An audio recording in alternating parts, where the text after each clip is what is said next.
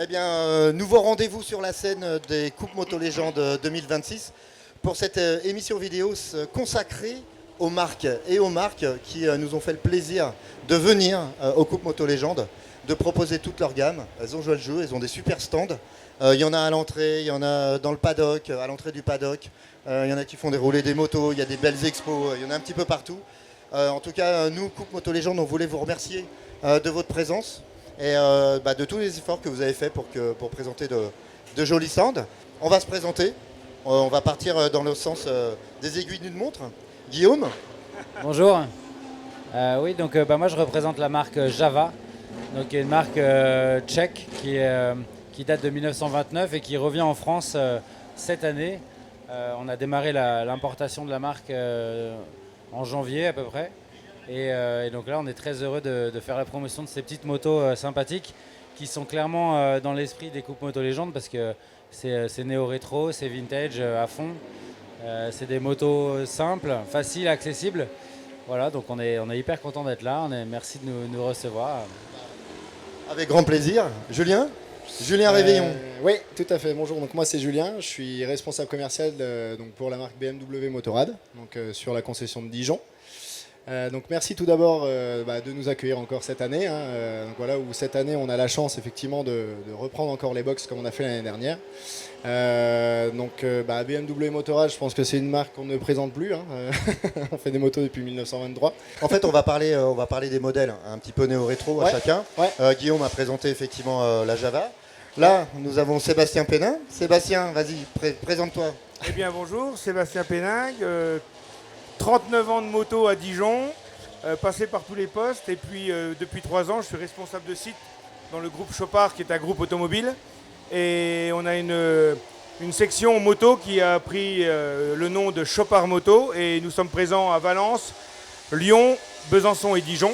Et dans le groupe nous avons donc Indian sur les 4 sites, une marque américaine de 1901. Et puis à Dijon, on fait Kawasaki, Yamaha, Honda, récemment la marque chinoise Zontes et l'accessoiriste Motoax.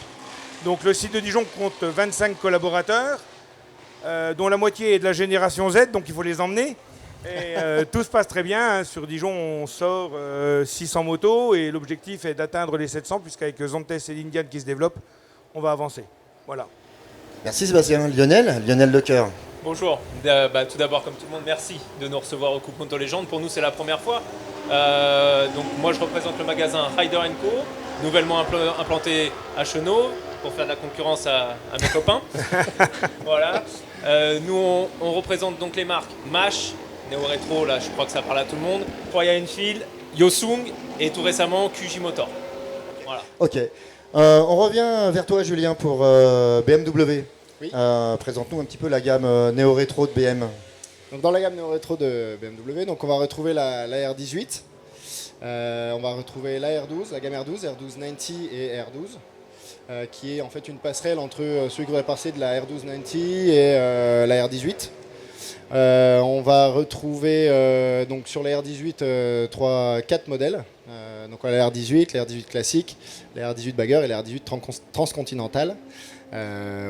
Suivant en fait les types de trajets, les types de routes qu'on veut faire par rapport à ces modèles-là. Quelle cylindrée? Alors 1200 pour la R12. On a aussi, j'ai oublié, la R12S qui est arrivée récemment, qui est un hommage à la R90S qu'on doit devoir voir tourner ici d'ailleurs. Donc 1200 pour les R12 et R18 1800. Donc 1800 de 90 chevaux et 1200 de 109 chevaux pour la gamme R12. Sébastien, dans toutes les marques avec lesquelles tu es venu aujourd'hui, ta gamme néo-rétro? Alors en Indian, on a quasiment tout ce qui est scoot bobber, scoot 60. On commence à 1000 cm3 jusqu'à 1250. On a une dizaine de modèles en A2. Donc ça c'est un peu unique dans une marque américaine. Excusez-moi, j'en ai tellement, je ne sais plus. Américaine comme ça, on a une grosse proposition. Et par contre, dans les marques japonaises, on va avoir chez Yamaha toute la gamme XSR, du 125 au 900. Et notamment le 800 GP que nous avons là sur le site. Et Kawasaki, on a toute la gamme des Z, Z900, Z650. Et Honda, on est un peu moins fourni parce qu'ils s'orientent sur c'est un peu du néo-rétro, mais un peu plus moderne sportif, avec tout ce qui est CB650 donc voilà, et le CL500. Et puis la gamme des CMX 500 et 1100, mais le japonais travaille moins un peu dans cette grille parce que c'est déjà bien pris justement par d'autres marques. Il y a du monde sur le marché, donc on essaie de se différencier avec d'autres produits. Et Lionel, de ton côté? Bah nous, le néo-rétro, MASH, évidemment, MASH, arrivé en 2012 avec la 70, l'icône du néo-rétro, hein, clairement. Ça se décline dans quasiment toute la gamme MASH. On a même une 50 néo-rétro, une 50 pour pouvoir avoir toute la famille, si on veut, en néo-rétro. Donc on a la 50, on a du 125, du 400, du 650 chez MASH. On retrouve également Royal Enfield, évidemment, avec la classique 350, maintenant aussi iconique, hein, du néo-rétro. 650, l'Interceptor, tout le monde connaît. On parlera peut-être après de ce qui va peut-être arriver. Ouais, justement, il y a des projets dans le carton. Il y a des projets, je vais rien dévoiler, parce qu'avec Internet, maintenant, la magie d'Internet, Un petit indice. tout, Pour les coupes moto légendes, tout un petit fuit. indice. Ouais, pour les coupes moto légendes. On va donner un rendez-vous, un autre grand rendez-vous qui sera le Salon de Milan. Et là, normalement, il y aura des très belles annonces pour Royal Enfield, attendues depuis longtemps par tout le monde. Donc, voilà. Des projets également chez Java? Oui, alors Java, donc nous la gamme elle est constituée de petites motos, c'est des 350 cm3, hein, c'est des motos qui font entre 22 et 29 chevaux, donc c'est des motos à deux évidemment. Il y a la Java CL 350 qui reprend vraiment les codes de la Java ancienne, qui est vraiment très très belle avec beaucoup de chrome. Et après il y a la 42 FJ qui s'adresse aux jeunes A2, une moto plus dynamique, des plus gros freins à 29 chevaux. Et un look plutôt néo-rétro. Et après, il y a la Java Perak qui a vraiment une ligne bobber. Voilà. Et il y a une moto qui va arriver cet été en plus, donc qui va s'appeler la Bobber, qui va être un bobber mais néo-rétro, donc moins vintage que la Perak. Voilà. Et nous, donc Java, on est hyper content d'être là. Et un des buts aussi, c'est d'essayer de trouver des revendeurs, parce qu'on est en phase de développement du réseau.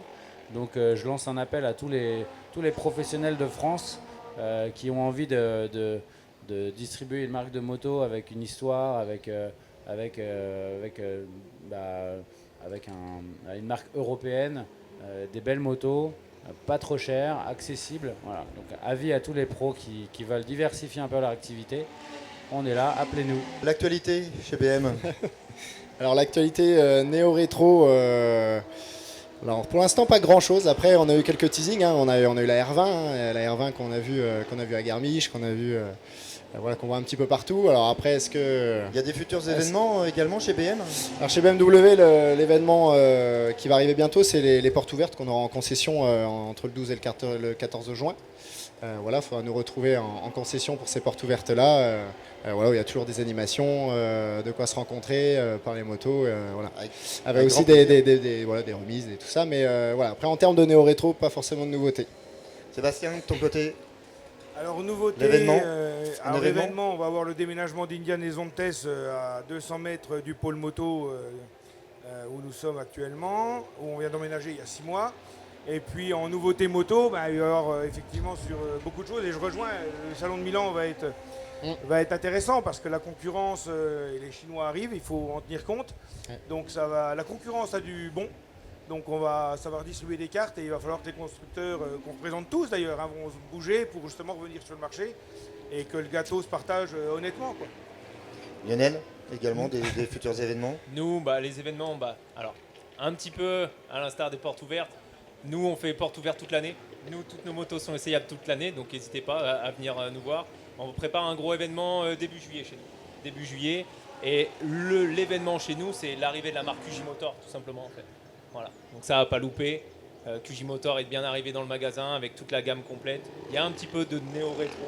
Mais bon, on est sur une autre gamme, on vient plus titiller nos amis japonais. Voilà.